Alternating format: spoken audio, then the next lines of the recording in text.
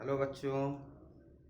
So today I will take a next lecture in a second unit, class 12 physics. Lecture what depends on the Kirchhoff's law. जो आज का lecture है हमारा वो Kirchhoff's law पे depend करता है. प्रीवियस लेक्चर जो हमने लिया था उसमें करंट, इलेक्ट्रिसिटी, रेजिस्टेंस, रेजिस्टिविटी और फिर ओम्स लॉ, उसके कुछ न्यूमेरिकल्स ये हमने कंप्लीट कर दिए हैं. आज बहुत इंपॉर्टेंट टॉपिक हम डिस्कस करने जा रहे हैं जो किरचॉफ्स लॉ के नाम से जाना जाता है. इलेक्ट्रिकल सर्किट में किरचॉफ्स लॉ 1842 में किरचॉफ्स ने दो बहुत important, very most important law are given to solve the electrical circuit. Kirchhoff's ने दो बहुत इंपॉर्टेंट लॉ दिए हैं जिसके अकॉर्डिंग हम इलेक्ट्रिकल सर्किट को सॉल्व कर सकते हैं. तो कोई भी इलेक्ट्रिकल सर्किट हो, चाहे वो सीरीज में हो या पैरेलल में हो, उस सर्किट पे कहीं पे भी मुझे करंट या वोल्टेज ड्रॉप फाइंड आउट करना हो तो उसके लिए हमें किरचॉफ्स लॉ पढ़ना पड़ेगा. हम प्रीवियस लेक्चर ओम्स लॉ पढ़े थे. ओम्स लॉ के अकॉर्डिंग हम लोग सर्किट का इक्विवेलेंट रेजिस्टेंस फाइंड आउट कर रहे थे. सर्किट में यदि रेजिस्टेंस लगे हुए हैं सीरीज पैरेलल में तो हम उसका इक्विवेलेंट रेजिस्टेंस फाइंड आउट कर रहे थे. और बहुत सिंपल सर्किट है तो उसको हम सॉल्व भी कर रहे थे. और यदि यहाँ पे किरचॉफ्स लॉ से बात करें तो बहुत कॉम्प्लिकेटेड सर्किट है तो उसको हम ओम्स लॉ से सॉल्व नहीं कर सकते हैं. कई सारी ब्रांचेज हों, उसमें कई सारे ओपन या क्लोज लूप हों, तो उसको सॉल्व करने के लिए हमें किरचॉफ्स लॉ पढ़ना पड़ेगा. और किरचॉफ्स लॉ पे किसी भी ब्रांच के किसी भी रेजिस्टेंस पे हमें करंट या वोल्टेज फाइंड आउट करना हो तो बहुत इजीली हम according to Kirchhoff's law find out कर सकते हैं. लेकिन ओम्स लॉ से यदि हम फाइंड करना चाहें तो बहुत कॉम्प्लिकेटेड होगा, जबकि कई बार सॉल्व भी नहीं हो सकता. तो उसी को इजीली सॉल्व करने के लिए हमारे पास जो साइंटिस्ट हैं, जो इलेक्ट्रिकल सर्किट को किस तरह से सॉल्व करना है, फंडामेंटल लॉज उन्होंने दिए हैं. उस लॉ के अकॉर्डिंग हमारे पास कितनी सारी ब्रांचेज हों तो उनमें से हम उसका इक्विवेलेंट करंट या पोटेंशियल या किसी भी ब्रांच पे रेजिस्टेंस पे हम पोटेंशियल ड्रॉप फाइंड आउट कर सकते हैं. So what is the Kirchhoff's law? So the Kirchhoff's is a name of scientist in age of 23 साल की उम्र में इन्होंने दो नियम का प्रतिपादन किया. आप समझ सकते हैं 23 साल की उम्र क्या होती है. 23 साल में ये साइंटिस्ट दो नियम का प्रतिपादन कर देते हैं. वो लॉज आज पूरे वर्ल्ड में Kirchhoff's first and second law के नाम से जाने जाते हैं. तो किरचॉफ्स फर्स्ट लॉ जो हमारा है उसको हम किरचॉफ्स फर्स्ट लॉ को किरचॉफ्स करंट लॉ के नाम से जाना जाता है. करंट लॉ शॉर्ट फॉर्म में KCL लिखते हैं. Kirchhoff's current law, Kirchhoff's current law. Kirchhoff's first law को किस नाम से जाना जाता है? Kirchhoff's current law. करंट और वोल्टेज दो चीजें होती हैं किसी भी सर्किट में, तो ये पहला किरचॉफ्स करंट लॉ होगा, दूसरा किरचॉफ्स वोल्टेज लॉ होगा. ओके, इसी पे इनका लॉ बेस्ड है. तो अकॉर्डिंग टू किरचॉफ्स क्या है इनका लॉ वो हम जानना चाहते हैं. तो according to Kirchhoff's the algebraic sum of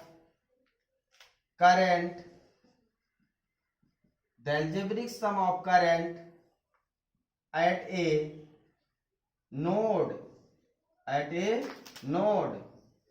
is equal to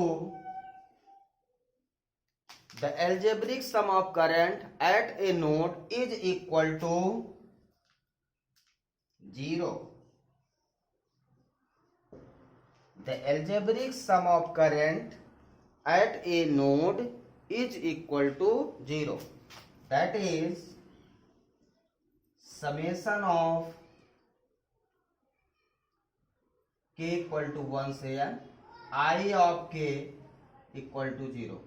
I क्या रिप्रेजेंट कर रहा है? करंट को. k 1 से लेके n तक.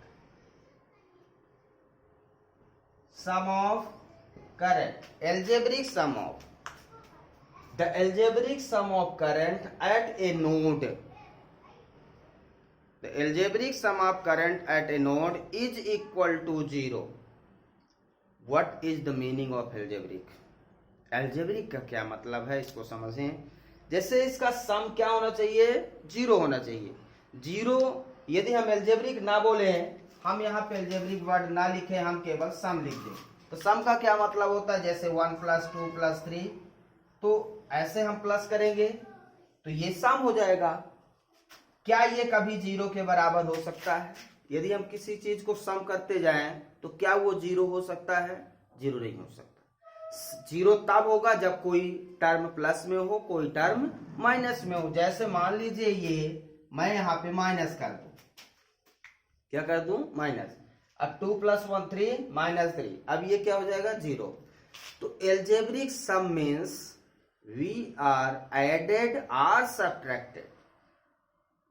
या एल्जेब्रिक सम का मतलब है या तो प्लस या तो माइनस में उसको हम ऐड करें.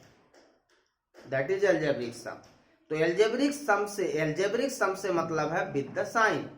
साइन आइदर पॉजिटिव और negative, that will be equal to 0. यदि एल्जेब्रिक ना बोले, केवल सम बोल दे, तो प्लस प्लस आप करोगे.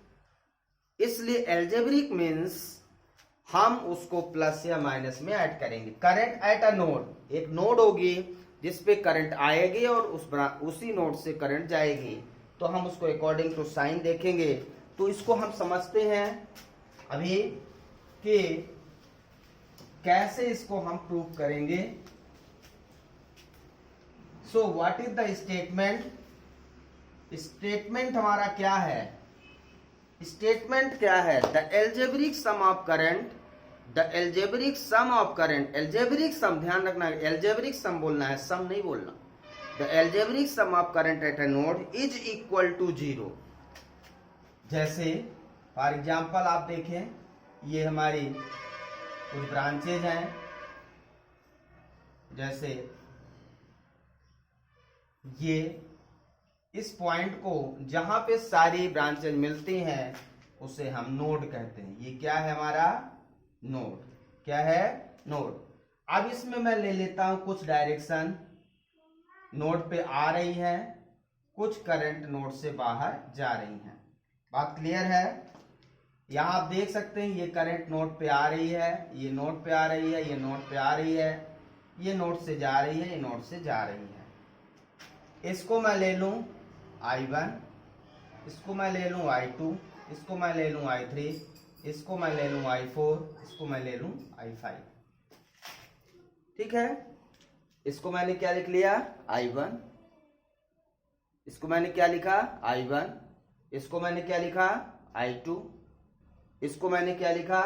I3. इसको मैंने क्या लिखा? I4. इसको मैंने क्या लिखा? I5. इस तरह से हमारी जो करंट है I1, I2, I3, I4, I5. अब हमने अकॉर्डिंग टू डेफिनेशन लिखना है. अब इसमें कुछ करंट नोड पे आ रही हैं, कुछ करंट नोड से जा रही हैं. तो आप किसी भी करंट को, नोड पे आने वाली करंट को यदि पॉजिटिव लेते हैं तो जाने वाली को निगेटिव लेना पड़ेगा, और यदि आने वाली को निगेटिव लेते हैं तो जाने वाली को पॉजिटिव, और यदि आने वाली को पॉजिटिव तो जाने वाली को negative. According to your choice you choose. According either we take current coming at a node is positive and outgoing is negative, or coming at a node is negative, so outgoing is positive. यदि आने वाली current को आप क्या मानेंगे positive, तो जाने वाली को क्या मानना पड़ेगा निगेटिव। तो इसी साइन कन्वेंशन के साथ मैं यहां पे शुरुआत करता हूं। Sign convention,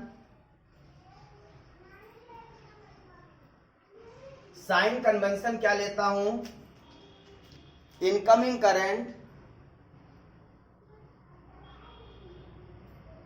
incoming current at a node is positive and outgoing current at a node is negative। ध्यान रखना है आपको, ये साइन कन्वेंशन आप चेंज भी कर सकते हैं। कोई जरूरी नहीं कि इनकमिंग करंट को हमेशा पॉजिटिव लिया जाए। इनकमिंग करंट को आप पॉजिटिव भी ले सकते हैं, आप ये साइन कन्वेंशन बदल सकते हैं। यदि इनका इनकमिंग करंट को पॉजिटिव लेंगे तो आउटगोइंग को निगेटिव लेंगे, तब सम इनका जीरो होगा, या इनको निगेटिव लेंगे तो इनको पॉजिटिव लेंगे तब भी सम जीरो होगा। ठीक है, तो इस तरह से अब इसका फार्मूला देखें। यदि हमने I1 इनकमिंग को नोड को क्या लिया है पॉजिटिव, तो आने वाली कौन कौन सी हैं current, I1, I2, I3। There are 3 currents coming at a node and 2 currents I4 and I5 are going from the node. So इसको हमने पॉजिटिव लिया तो क्या लिखेंगे, I1 plus I2 plus I3। I1, I2, I3 तीनों current आ रही हैं। फिर I4 minus I5 equal to 0। क्या स्टेटमेंट है,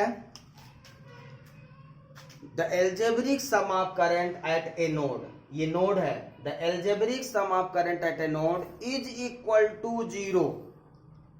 जितनी भी करंट नोड पे आ रही हैं उनका सबका एल्जेब्रिक सम क्या होगा, 0 होगा।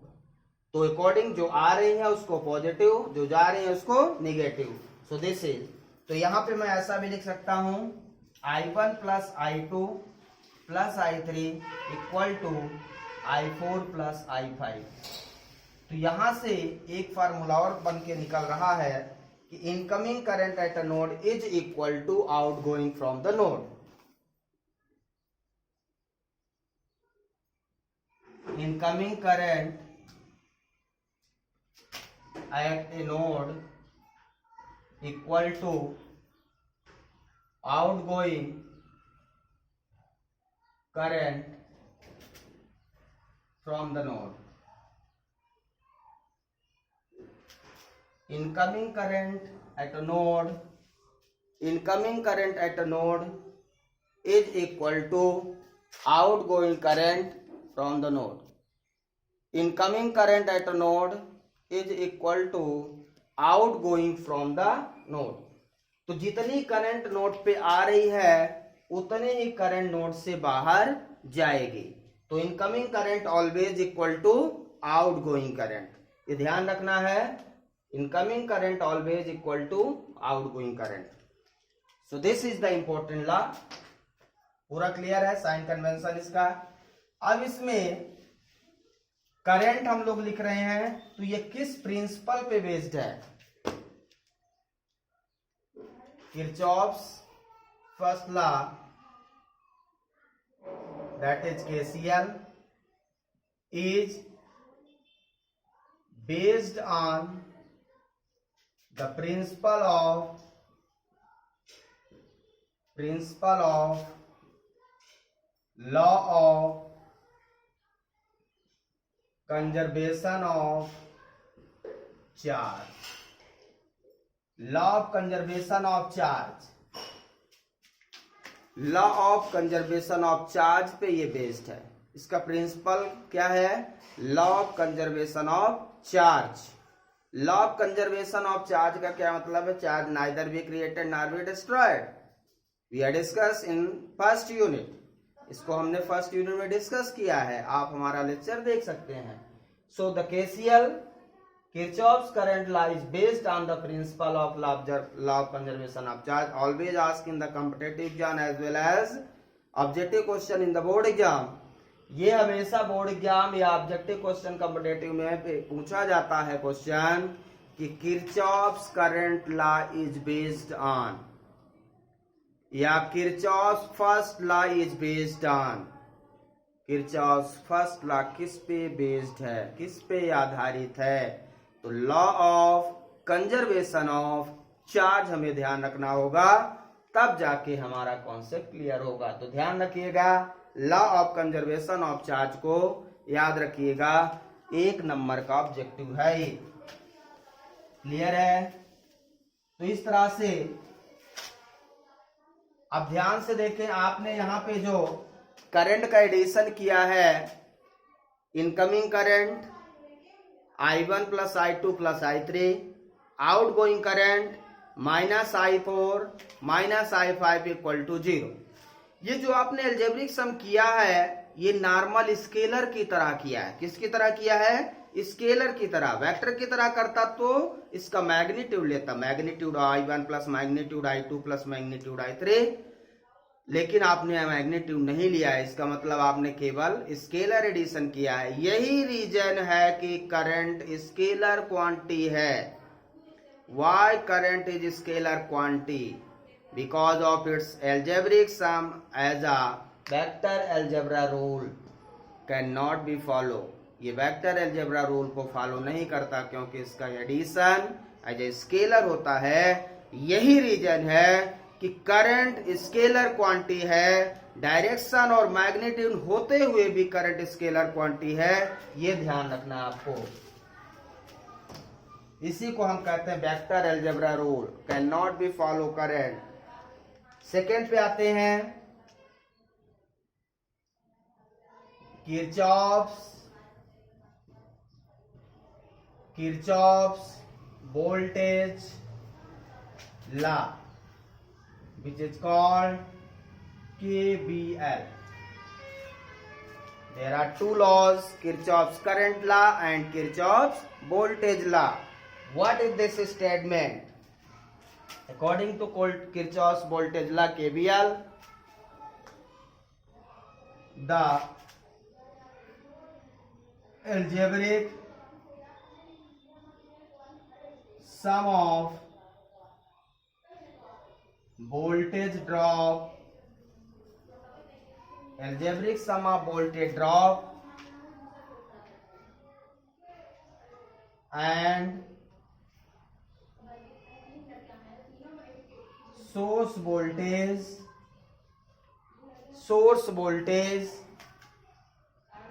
in a closed loop is equal to 0। Algebraic sum of voltage drop and source voltage in a closed loop is equal to 0। The algebraic sum of voltage drop, वहां पे आपने लिखा था algebraic sum of current, इसीलिए वो किसका नियम था? Kirchhoff's current law. यहां आपने क्या लिखा? Algebraic sum of voltage drop. Voltage का है या सोर्स वोल्टेज। यहाँ पे 2 वोल्टेज होंगे, एक सोर्स वोल्टेज वो होगा जो हम बैटरी अप्लाई करते हैं या ट्रांसफार्मर लगाते हैं, दैट इज द सोर्स, या सेल लगाते हैं। और ड्रॉप वो होगा जहां पे रेजिस्टेंस होगा, वहां पे according to Ohm's law B equal to IR।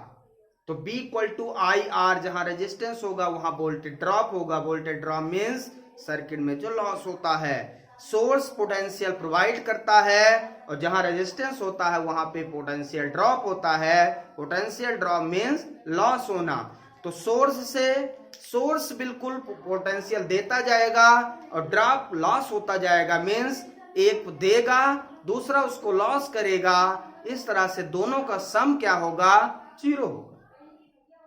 एक पॉजिटिव होगा, दूसरा निगेटिव होगा। जैसे करंट में जो नोड पे आ रही है उसको हमने क्या लिया? पॉजिटिव। जो जा रही है उसको हमने क्या लिया? निगेटिव। सेम भी यहाँ पे भी एक सोर्स वोल्टेज, जैसे बैटरी पोटेंशियल निकालेगी और जहां रेजिस्टेंस सर्किट में लगा होगा वो क्या करता है? ड्रॉप करता है अकॉर्डिंग टू ओम्स लॉ। इस प्रकार से दोनों का सम अलजेब्रिक जीरो हो जाएगा। आइए सर्किट से देखते हैं।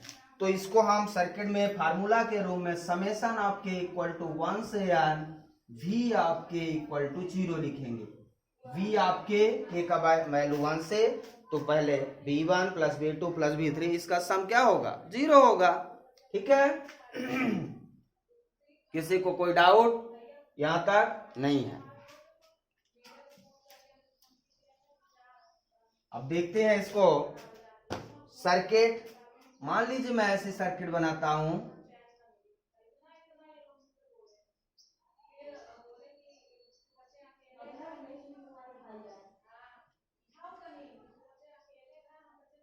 ये सर्किट यहां पे, ये ध्यान से देखिए, ये सोर्स वोल्टेज है, बैटरी है, तो बैटरी क्या है? सोर्स है। बैटरी क्या होती है? सोर्स।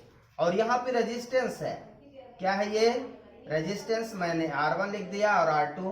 तो रेजिस्टेंस पे according to Ohm's law drop होता है V1 और यहाँ पे लिखता हूं V2। ठीक है। अब ये क्लोज पाथ है। केबीएल हमेशा किस में लगेगा? क्लोज पाथ में। ध्यान रखिएगा, in a close path the algebraic sum of voltage drop and source voltage in a close path या क्लोज लूप, ये लूप है, इज इक्वल टू 0। ये क्लोज लूप है। क्लोज लूप का मतलब इस तरह से, यदि इसको कहीं से ओपन कर दे, that is open loop. Circuit में कोई भी वायर कहीं से टूटा ना हो तो वो क्लोज कहलाता है, और यदि उसको काट दिया जाए तो वो ओपन हो जाएगा।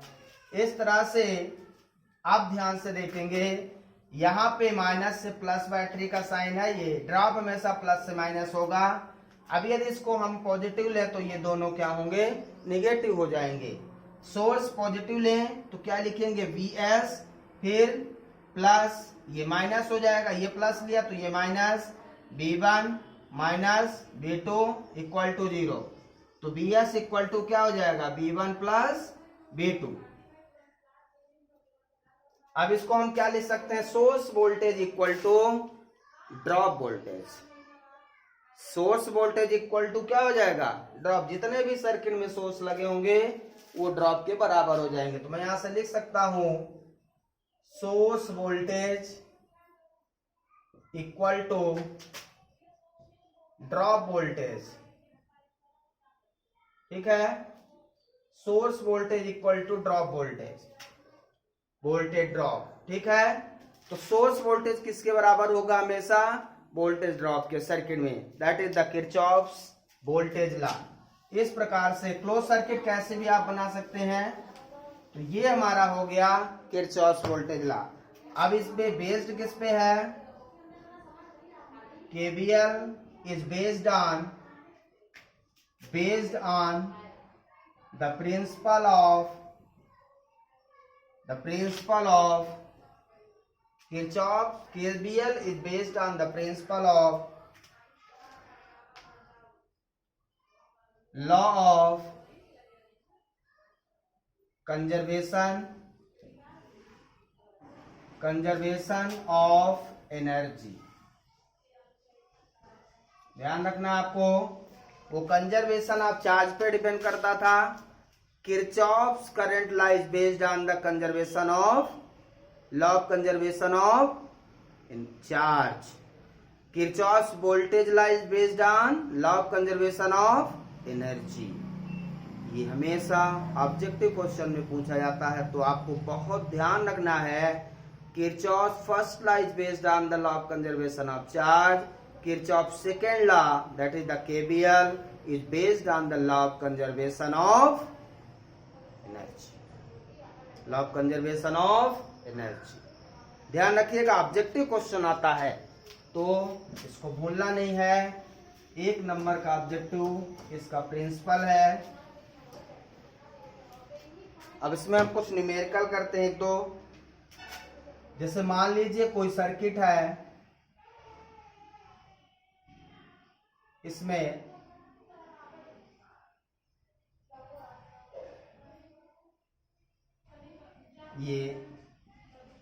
ये सिंबल किसका है? करंट सोर्स का, सोर्स करंट। और मान लीजिए यहाँ पे 2 ओम और यहाँ 4 ओम रेजिस्टेंस है। अब इस ब्रांच में माना कि I1 करंट और इस ब्रांच में I2 करंट फ्लो हो रही है और इस ब्रांच में 10 एम्पियर करंट, ठीक है। इसमें 10 एम्पियर, इसमें I1, इसमें I2। अब हमें ये I1 और I2 कितनी करंट है ये फाइंड आउट करना है। What is the current of I1 and I2, ठीक है। तो सबसे पहले ये एक ब्रांच, दो ब्रांच, तीन ब्रांच, यहाँ पे हम देखेंगे एक नोड, ये नोड होगा। अब नोड पे करंट आना हम अकॉर्डिंग टू KCL चलेंगे। तो by KCL, Kirchhoff first law. तो KCL क्या कहता है, नोड पे कितनी करंट आ रही है। आने वाली करंट को हमने क्या बताया है, पॉजिटिव, जाने वाली को नेगेटिव। तो ये करंट आ रही है, इसको हम क्या लिखेंगे, 10। ये भी करंट जो I1 है वो भी नोड पे जा रही है, डायरेक्शन देखें तो प्लस I1, और ये भी आ रही है प्लस I2 इक्वल टू 0, ठीक है। अब यहाँ पे ध्यान देना है, पैरेलल में यहाँ पे वोल्टेज सेम है, B वोल्टेज सेम है, दोनों में क्या है, पैरेलल में वोल्टेज सेम होता है, मैंने आपको बताया था। तो I1 इक्वल टू क्या हो जाएगा, करंट कहां से जा रही है, तो ये हो जाएगा B/2। I2 इक्वल टू कितना हो जाएगा, B/4। According to sign convention current जा रही है माइनस से प्लस यहाँ पे, तो B/2 और B/4 यहाँ वैल्यू पुट कर दीजिए। तो 10 plus B/2 plus B/4 equal to 0। तो यहां से इसको सॉल्व कर लेते हैं। B/2 plus B/4 equal to -10, 1/2 plus 1/4 equal to -10। तो B एलसीएम ले लो 4, 2 प्लस 1 इक्वल टू -10। तो B इक्वल टू कितना आ जाएगा, -10 इंटू 4/3, B इक्वल टू हो जाएगा -40/3। अब ये आपका वोल्टेज हो गया। करंट I1 I2 चाहिए, तो I1 इक्वल टू B/R है, B की वैल्यू रख दीजिए -40/3 इंटू 2, तो -40/6, I1 -20/3 एम्पियर, ये I1 हो जाएगा। इसी तरह से I2 फाइंड कर लेंगे, B/4 तो -40/3 इंटू 4, 4 दाम 40, -10/3 ampere. This is the I2। इस तरह से आप current I1 I2 find out कर सकते हैं। जो भी है सर्किट में बहुत सिंपल, क्लियर है। तो हमने क्या किया, सोर्स करंट और incoming current at a node को सम कर दिया, और यहाँ पे वोल्टेज पैरेलल में सेम B अप्लाई कर दिया, और यहाँ पे ओम्स लॉ लगा दिया और सर्किट को सॉल्व कर लिया। बहुत सिंपल है। कॉम्पिटिटिव एग्जाम में हमेशा KCL पे न्यूमेरिकल आते हैं।